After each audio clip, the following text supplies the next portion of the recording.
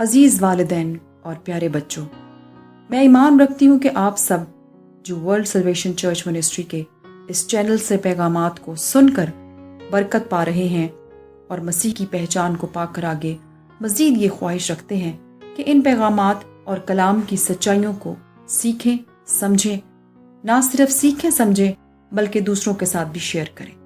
مجھے چند بہن بھائیوں کی طرف سے اس حوالے سے کچھ حوصلہ افزا کمنٹس موصول ہوئے ہیں۔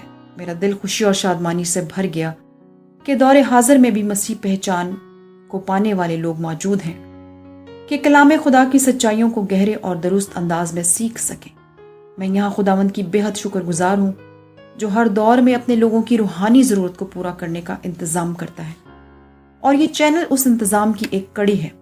ہماری یہ کوشش ہے کہ موجودہ دور میں رہتے ہوئے جو چیلنجز ہمیں بطور والدین اور بطور اولاد درپیش ہیں، ہم ان کے حل کے لیے خدائے برتر کی مدد کو حاصل کریں، اور وہ بھی کلام پاک کی رہنمائی میں، کیونکہ یہی وہ راہ ہے جو ہمیں اپنی حقیقی منزل کی طرف لے جاتی ہے اور زندگی کے مقصد کو ہم پر کھولتی ہے، اور خدا کے اس کامل پلان کو ہماری زندگی میں پورا کرتی ہے جو خدا نے ہمارے لیے قائم کیا ہے۔ عزیزو، آج جس موضوع پر میں آپ سے بات کرنے والی ہوں وہ اس موجودہ دور کے وہ مسائل ہیں جو مجھ سمیت ہم سبھی کو درپیش ہیں، اور ہمیں لگتا ہے کہ بہت مشکل ہے اپنے بچوں کو بتانا، سمجھانا، سکھانا، تربیت کرنا۔ اکثر ہمارے ذہن میں یہ سوال گھومتا رہتا ہے، سر اٹھاتا ہے، ایسا کیوں؟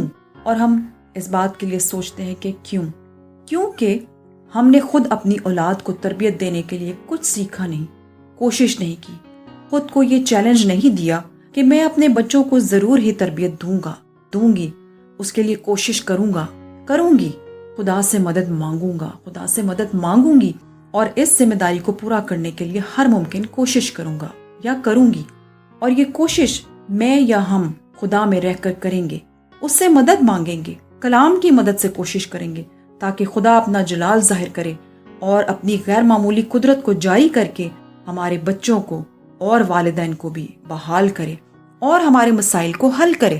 کلام مقدس میں امثال کی کتاب 1 باب 8 آیت میں لکھا ہے، اے میرے بیٹے، اپنے باپ کی تربیت پر کان لگا اور اپنی ماں کی تعلیم کو ترک نہ کر۔ یہاں یہ بات ثابت ہوتی ہے کہ جو والدین اپنے بچوں کی تربیت کرتے ہیں، انہیں تعلیم دیتے ہیں، وہ یقیناً اس پر چلیں گے، تربیت پائیں گے۔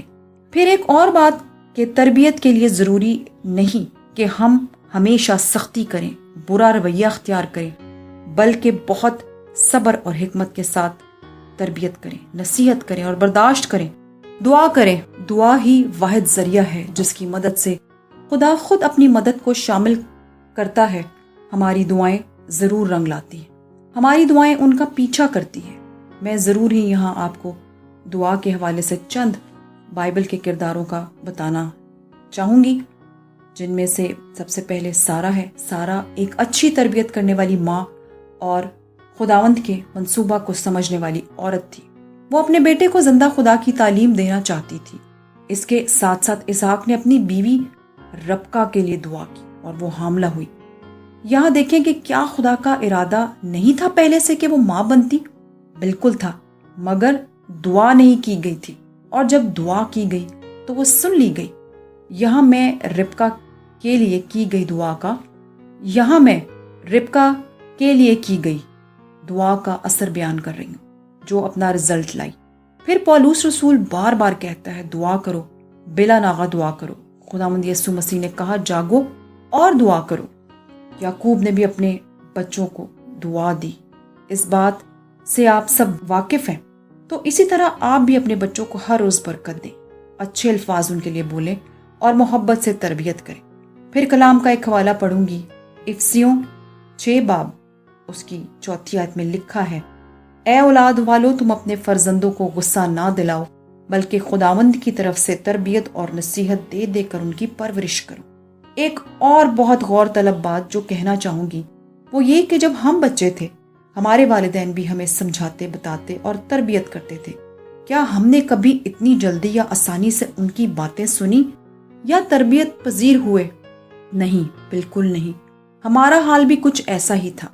جہاں تک مجھے یاد ہے میں تو جلد کسی بات کو نہیں سمجھتی تھی اور نہ ہی عمل کرتی تھی جب تک خود کر کے اس سے رزلٹ حاصل نہ کر لیتی۔ پھر بھی ہمارے ماں باپ ہمیں صبر سے لے کر چلتے، اور سب سے بڑھ کر خدا خود صبر کر کے ہمارا منتظر رہتا ہے۔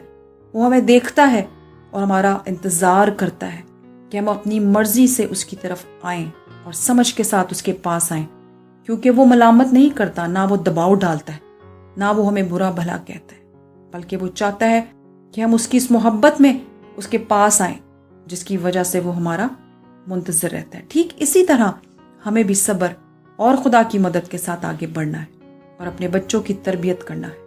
اب جب ہم یہ بھید جان گئے ہیں تو اس کے لیے کوشش کریں، خدا کے کلام سے رہنمائی لیں اور دعا کریں، اچھا بولیں، برکت چاہیں، اور پھر منتظر رہیں اس دن، اس وقت کے لیے جب خدا آپ کے بچوں کو وہ بنا دے جو آپ نہیں بلکہ وہ چاہتا ہے۔ آمین۔ اپنے بچوں کو آزادی دیں، ان کی پسند میں، کھیل میں، وہ کیا کھیلنا چاہتے ہیں، وہ کون سا کھیل پسند کرتے ہیں، ان کے ساتھ وقت گزاریں، اور وقت گزارنے کے ساتھ ساتھ ان سے بات چیت کریں، اور اس کے بعد کیا غلط اور کیا صحیح ہے انہیں ضرور بتائیں، ان کی سنیں، پہلے سنیں کہ وہ کیا آپ کو بتانا چاہتے ہیں، ان کے دوست بنیں، اور آگے چل کر وہ اپنی پسند ناپسند میں ضرور آپ کو شامل کریں گے، وہ آپ سے بات کریں گے، آپ سے پوچھیں گے کہ کیا غلط اور کیا درست ہے۔ اور آخر میں آپ لوگوں کو پھر ایک بار ابھاروں گی، یہ بہت ہی اہم اور خاص بات ہے کہ جب بھی بچہ آپ کا کوئی چوائس کرے، کوئی فیصلہ کرے، کسی خواہش کا اظہار کرے، ایک دم سے کسی بھی بات پر عمل جو آپ کے بچے کرتے ہیں انہیں برا بھلا نہ کہیں یا دباؤ نہ ڈالیں۔ تمام معاملے کو اچھے سے سنیں، سمجھیں اور پھر تربیت کریں محبت اور شفقت سے۔ میں جانتی ہوں یہ سب اتنا آسان نہیں ہے، مشکل ہے، لیکن کلام ہمیں بتاتا ہے کہ کیا خداوند کے لیے کوئی بات مشکل ہے؟ نہیں، بالکل نہیں، وہ سب کر سکتا ہے۔ اور کلام میں یہ بھی لکھا ہے کہ تجربے سے معلوم کرو، تو ہمیشہ سختی نہیں کرنی، بلکہ ہمیں تجربہ کرنا ہے اس بات کا کہ کبھی سختی اور کبھی نرمی، ان دونوں باتوں سے کام لے کر دیکھیں کہ ہمارے بچے کس طرح تربیت پاتے ہیں۔ خداوند ہم سبھی بہن بھائیوں کو ایسا کرنے میں مدد فراہم کرے۔ آمین۔ God bless you all.